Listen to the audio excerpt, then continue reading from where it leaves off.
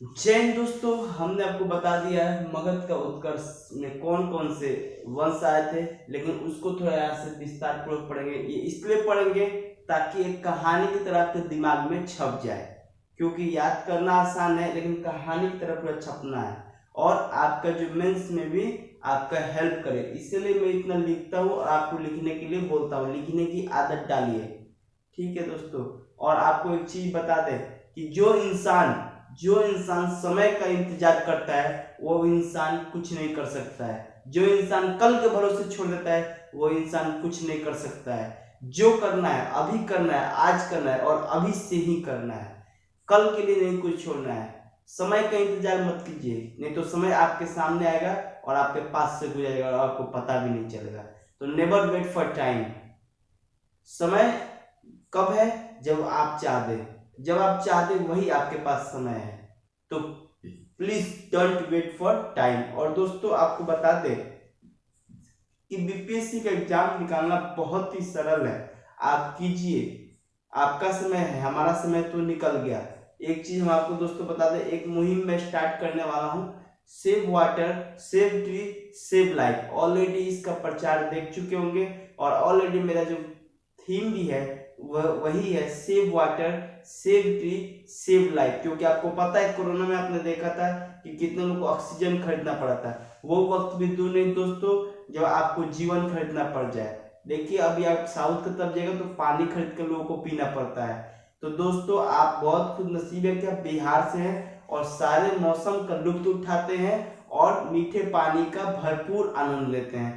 तो उसको please save कीजिए और वाटर का रिफॉर्मेशन कीजिए। जैसे बारिश होता है तो मिट्टी गड्ढा खोद दीजिए और उसी में वो सूख जाएगा, वो पानी फिर वापस बन के फिर मीठी पानी आपको वापस मिलेगी। तो ये आप ऐसे इसका रिफॉर्मेशन कर सकते हैं।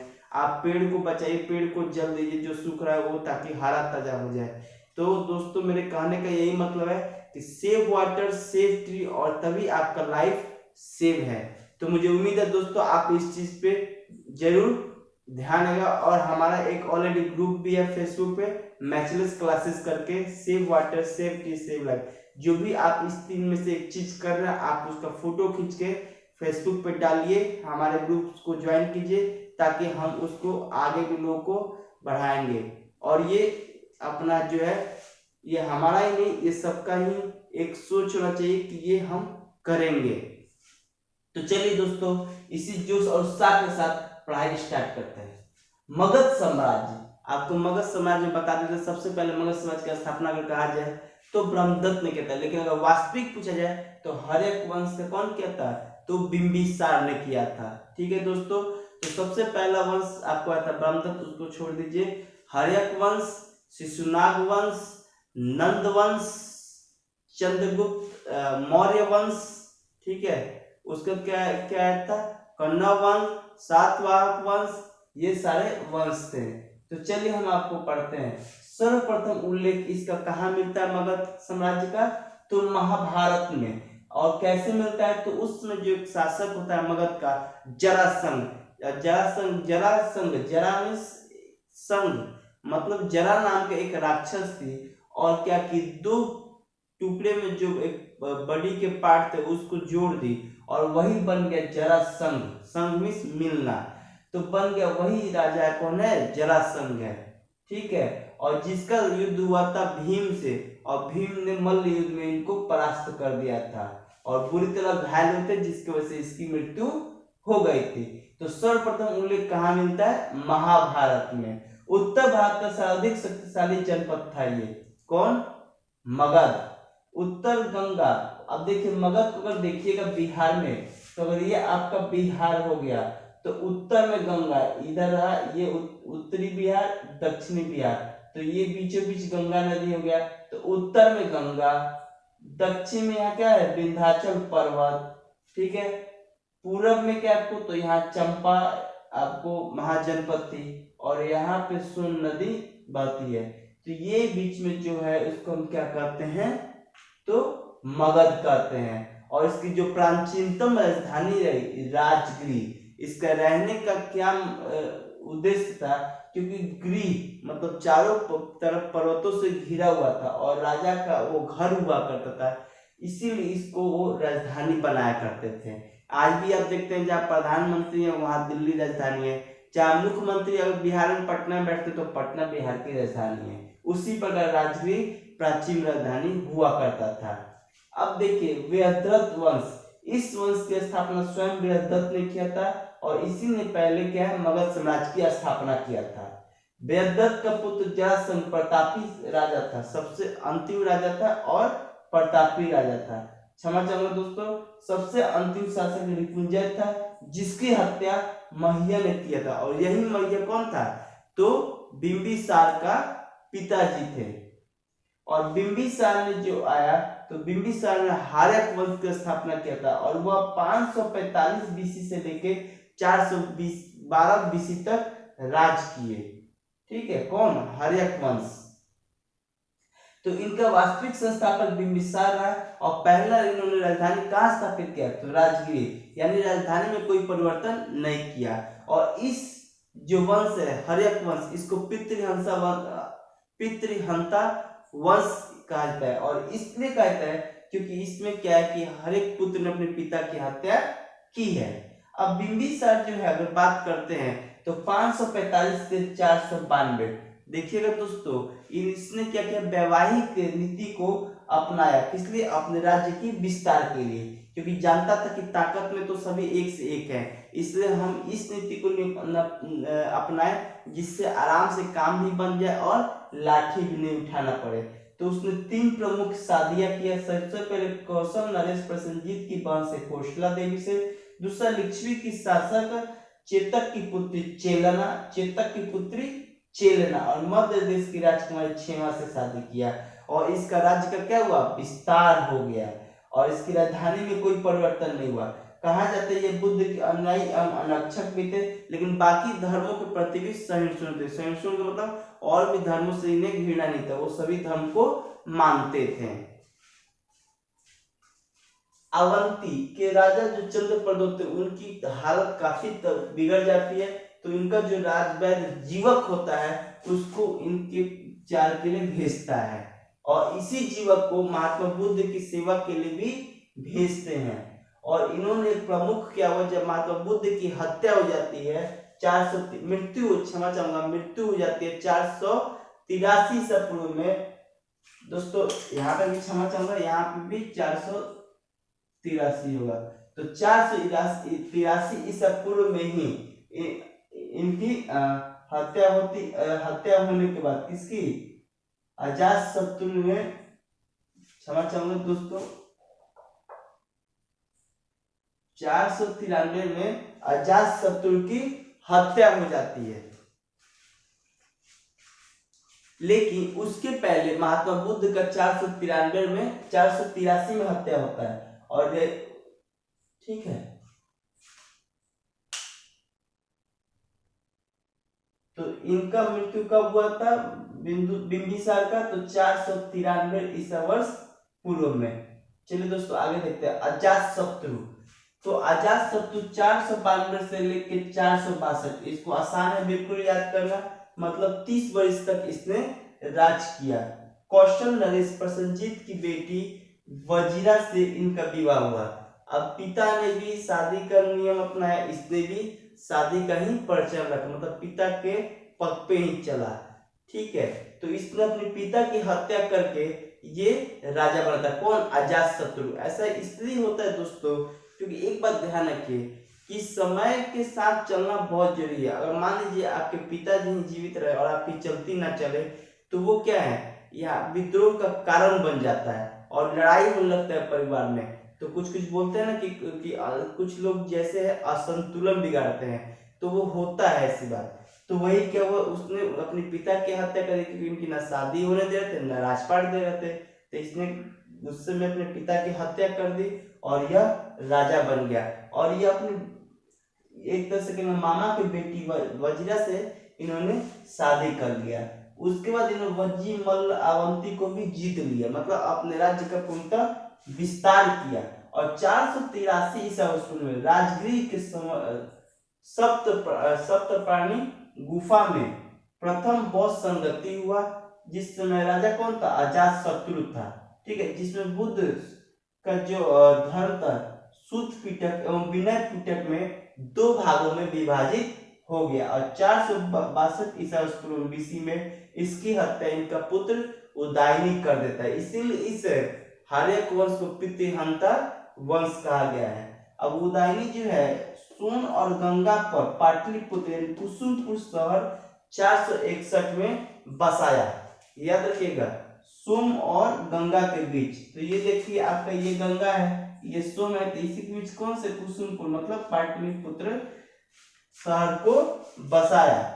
और इसके 3 पुत्र थे अनिरुद्ध, मंडक, नागदशक। और यही नागदशक का जो हर्यक वंश का अंतिम शासक नागदशक होता है। और ये एक ऐसा कहा जाता है कि पाटलिपुत्र में जब टहल रहा था तो इसका क्या है 422 में हत्या कर दी। किसने? तो इनका सेनापति शिशुनाग ने। और वही शिशुनाग जो है इनको मारकर राजा बनता है और अपने ही नाम पे अपने वंश की स्थापना करता है, जिसका नाम है शिशुनाग वंश। 412 से लेके 345 इस वंश की स्थापना स्वयं शिशुनाग ने की, जिसकी राजधानी वैशाली रही। अभी तक राजधानी क्या थी? तो उदयनी ने पाटलिपुत्र शहर की स्थापना की और राजधानी किसको बनाया? पाटलिपुत्र को। राजधानी किसको बनाया?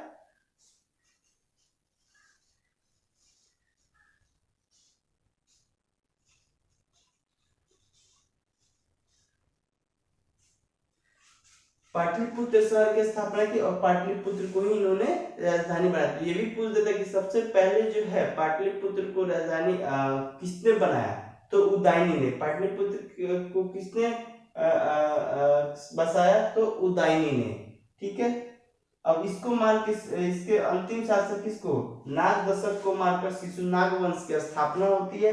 और यह कुछ पल के लिए क्या होता है वैशाली को अपना राजधानी बनाते हैं। राजधानी परिवर्तन करने का थोड़ा सा उदाहरण इसलिए होता है क्योंकि वो जानते हैं कि जहाँ पे मान लीजिए मार के वहां पे राजा बने, तो सबको ये चीज पता रहता है कि भाई इन्होंने ये गलती किया है, राजा को मार के राजा बनाया। तो वैसे विद्रोह से बचने के लिए वो राजधानी तुरंत चेंज कर देते हैं। तो इन्होंने राजधानी अपनी वैशाली बनाई। उसके बाद क्या हुआ? शिशुनाग का जो उत्तरकारी कालाशोक, जिसको हम बोलते हैं काकवर्ण था, जिसने पाटलिपुत्र को मगध की राजधानी बना दिया। और मगध का वास्तविक राजधानी मतलब अस्थायी राजधानी के रूप में किसने बनाया था? तो कालाशोक या काकवर्ण, जो लगभग अशोक तक रहा, मौर्य वंश तक। उसको 483 ईस्वी पूर्व में तृतीय बौद्ध संगति का, क्षमा चाहूंगा दोस्तों, 483 ईसा पूर्व में द्वितीय बौद्ध संगति,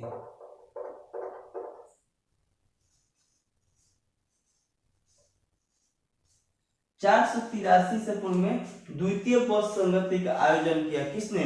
तो कालाशोक के शासन काल में हुआ। आपको याद कराया था कि 4 बौद्ध संगति हुआ था। पहला हुआ था 483, दूसरा हुआ था 383, तीसरा हुआ था 255 और चौथा हुआ था 102।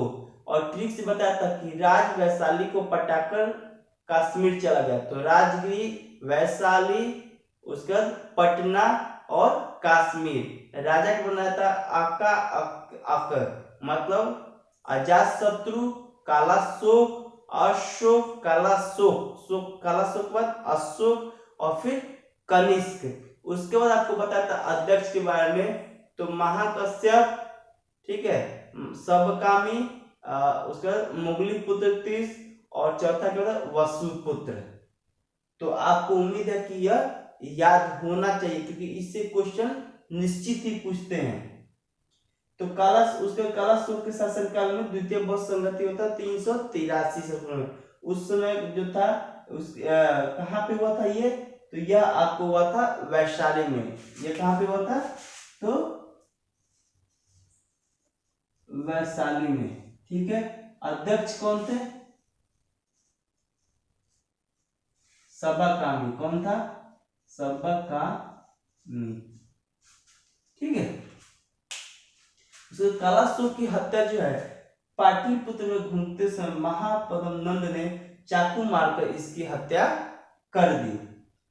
उसको देखिए नंद वंश का संस्थापक, अब यही जो है महापद्म नंद, इसके अंत में नंद है, तो इसने नंद वंश का स्थापना कर दिया, जो लगभग 344 से लेकर 322 तक रहा। उसके बाद इसने उपाधि जो ग्रहण की एकराट और सर्वोच्च त्रांतक। ऐसा क्यों किया? क्योंकि यह निम्न जाति का था, तो इसलिए अपने आप को ऊंचा साबित करने के लिए एकराट उपाधि धारण किया। साथ इसका साक्ष्य जो होता है, और इस हाथी की गुफा जो है महापद्म नंद द्वारा कलिंग में एक शहर निर्माण कराए जाने का उल्लेख मिलता है। और यह पहला शूद्र शासक कौन है? तो महापद्म नंद, और यह नाई जाति का बताया जाता है। कुल 9 शासक हुए, जिसमें अंतिम शासक धनानंद था, जो बहुत ही अय्याश किस्म का आदमी था, और जिसने आपको बताया था कि चाणक्य का क्या अपमान किया था, और वही अपमान की वजह से इसको अपनी गद्दी खोनी पड़ी और मृत्यु को प्राप्त होनी पड़ी। इसलिए लाइफ में आपको बताते हैं, कभी भी किसी का अपमान मत कीजिए। अब देखा जाए तो इसी के समय जो है सिकंदर ने आक्रमण किया था, किस? धनानंद के समय, और यह जैन धर्म के अन्वयी था। कौन? धनानंद। पाणिनि, कात्यायन, वरुचि विद्वान इसके सभा में रहा करते थे, और इसकी हत्या चंद्रगुप्त ने कर दी। किसकी सहायता से? तो चाणक्य की सहायता से। सिकंदर यूनान के मकदूनिया प्रांत का शासक था, जो भारत पर 326 ईसा पूर्व में आक्रमण किया, और उस समय इसका सामना सबसे पहले जो है झेलम और आपको चेनाब नदी के बीच में जो प्रांत था पोरस का, उससे इसकी भिड़त होती है, और इसमें इसकी पूरी मदद कौन करता है? तक्षशिला के राजा आम्बिक करते हैं, जो ऑलरेडी पोरस के मामा हुआ करते हैं। लेकिन उन्होंने क्या है, सिकंदर का मदद करते हैं, क्योंकि वो पोरस से नफरत करते हैं, पोरस साम्राज्य राज्य से, इसलिए उन्होंने इनकी फूल मदद की, जिसके कारण पोरस की हार होती है। और पोरस एक ऐसा पहला व्यक्ति था जो पुरुष जो है वो पहला व्यक्ति था जिसने अखंड भारत का सपना देखा था, और वही सपना जो है चाणक्य को उन्होंने सौंप दिया था कि मैं अगर मर जाता हूं तो मेरा सपना पूरा करने की जिम्मेदारी आप पे है। और उन्होंने शपथ किया था कि मैं एक ब्राह्मण शपथ लेता हूं कि मैं भारत को एक अखंड भारत के रूप में जरूर ही बनाऊंगा। ठीक है, तो सिकंदर क्या है वहां पे युद्ध करता है, और उससे क्या है कि युद्ध के बाद तो पोरस हार जाता है, लेकिन पोरस से सिकंदर बहुत कुछ सीखता है। वो बोलता है कि हम लड़ते हैं अपनी मातृभूमि को बचाने के लिए, और तुम लड़ते हो तो दूसरे की मातृभूमि को छीनते हो। तुम कुछ पाने के लिए लड़ते हो, और हम पाने के लिए नहीं लड़ते हैं, हम जो मेरी माँ है उसके लिए लड़ते हैं। क्योंकि भारत कभी शुरू से ही रहा है कि भारतवासी कभी ने किसी पर आक्रमण नहीं किया, चाहे सारे देश के लोग आकर इस पे आक्रमण किए, पूरे वर्ल्ड के लोग आक्रमण किए, राज किए, लेकिन भारत का इतिहास रहा है कि भारत ने कभी किसी पे शासन नहीं किया, क्योंकि वह उसका एक ही नियम है कि हम अपने मातृभूमि की रक्षा करेंगे और मातृभूमि पे ही रहेंगे। तो वो चीज ये सिकंदर को भा गया, और वहां से उसका मन बदल जाता है, और साथ ही इनके सैनिक भी बोलते हैं कि हम बहुत युद्ध कर लिए, थक चुके हैं, अब हम घर वापिस जाना चाहते हैं। ये सब बातें सुनकर वह मगध तक नहीं पहुंचा। अगर मगध तक पहुंच गया था तो आज हमें लगता है कि भारत जो है भारत नहीं होता। तो कहीं ना कहीं पोरस की बहुत बड़ी बलिदान होती है। ठीक है, उसका सिकंदर का वही बात हुआ। अब पोरस की हट बस, तो आप यहाँ तक हमें उम्मीद है कि आप समझ गए होंगे, और अगर कोई भी आपको समझने में अगर प्रॉब्लम होती है या कुछ भी आपको ऐसा लगता है कि ये गलत है, तो आप कमेंट्स में जरूर कीजिए, उस कमेंट्स का जरूर मैं रिप्लाई करूंगा। तो दोस्तों इसी के साथ विराम लेते हैं। जय हिंद, जय भारत।